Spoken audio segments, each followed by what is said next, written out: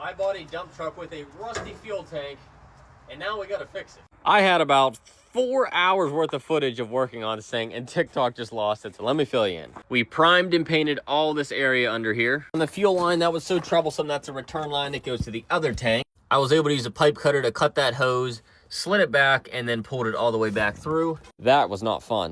The rest of the video was on installing the new exhaust, which goes from 4-inch, opens up to 5-inch. We put our own bracket in, and it goes off to a muffler and then to a nice shiny chrome 6-inch tip. You can't tell me that doesn't look good.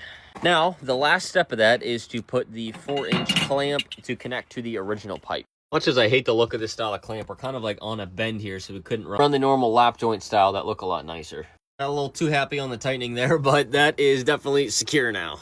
Let's say this thing swings a good bit, but it looks like up here, that piece rusted off from its original hanger. Still can't believe I lost all that footage. It was so cool. We ripped this thing off here. This is the old muffler. We were cutting it. We got all the brackets off, the whole 9 yards. We were painting, priming, sanding, even wire wheeled the frame and the whole 9 yards, but oh well, can't reminisce on what's gone. We can, however, peel this tape off here. That is no longer needed. Before we slap a tank in there, we do need to protect it and put a little something between the tank and the metal. Peel everything off, put it in place, peel off our plastic. Those of you who've been following this project closely, this is pretty much just rinse and repeat of a different video from the other fuel tank. Bottom on the other side, and let's do the backs. All protected on the bottom. Let's grab our new tank, that way we're not walking back and forth. Pull all our tape off here that was keeping the rain out. Take care of our biggest hole. Hopefully this is the same size. Maybe it'll line up.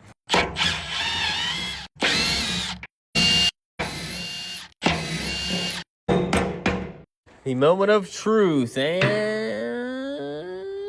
yes. Wow, that's a miracle. Just need to clean up the bottom because we're trying to eliminate rust. We're not trying to get it back.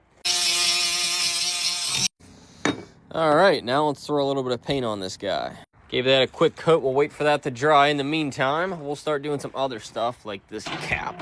This is another one that's all rusty. Let's try and get this cleaned up. Just gonna run this with a bunch of Scotch right up and down, try and get all that loose rust off. Roller needs a paint job anyways.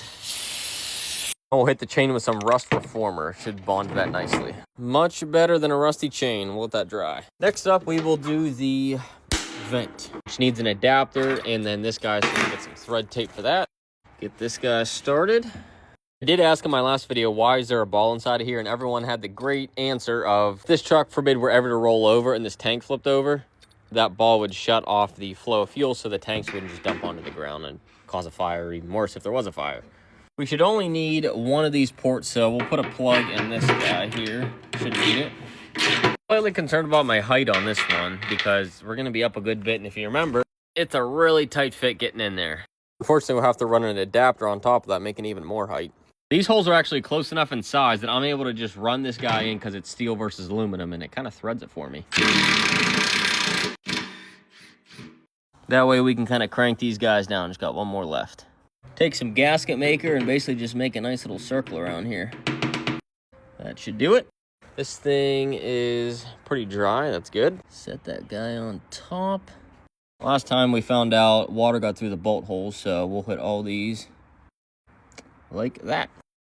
Now the hard part's gonna be finding all the holes. It's like blind guessing. Guess I was wrong on that being a perfect fit. It's actually only 2 of these really lined up nice. These 2 I was able to tighten down really tight, so I feel good about using some gasket maker around this. Will really make a nice seal. There's no way this thing could ever lift off with those 2 really tight bolts. I can guarantee you that thing's not gonna. Next step, we'll see if we can get this height underneath of here, and if it looks like it's going to work, we'll pull it back out and actually thread tape everything. That's just not looking good, is it? That is just not looking good. I almost forgot, we got to put our suction fitting in here, which is actually still on the old tank. Rob this guy out of there. Still decently full, so I tried to tilt it up. Look at that nasty, rusty diesel. Retaped and headed into the new tank. And lastly, our fitting here are 90. And if you notice, I'm trying to stick to everything stainless steel on this, at least the fitting side. Game plan is to put the tank in like this, and then once the tank's installed, I'll reach up behind and then thread this guy in there. One more thing that might be easier before we get that tank in there is new tank strap padding, whatever you call this. This stuff will test your fingers. I'll tell you what, you get one side on, then you got to sit there and really fight at this side and try and get it over. Straps are all strapped and protected. Now let's do the honors of getting this guy inside. Just like last time, this vent is, oh, okay. All right, maybe not. Keep going. What are we hitting? Oh, that wasn't in my bingo cards. I don't remember that on the other side. Let's try to go left and in. We're over the hump in there, but I think I should have got this up over top before that. I think now's the time to introduce this to the mix. And I forgot that was still drying. I know, very sad, isn't it? I'm actually able to tighten this. We know the sending unit isn't correct on this side, so we're not going to tidy everything up. Instead, we're just going to plug it off for now. New filter is going in up at the engine bay. It's the moment of truth here. We're going to run off one tank, but we're getting this thing filled up. Now we have to prime our new lift pump, so we'll kick the key on, which will kick the lift pump on. You can slightly hear it running. All right, here, fuel pouring out. Yep, we definitely got diesel up here. Tighten our filter. I can hear the fuel bypassing through the pump, so we know we're bleeding that all out.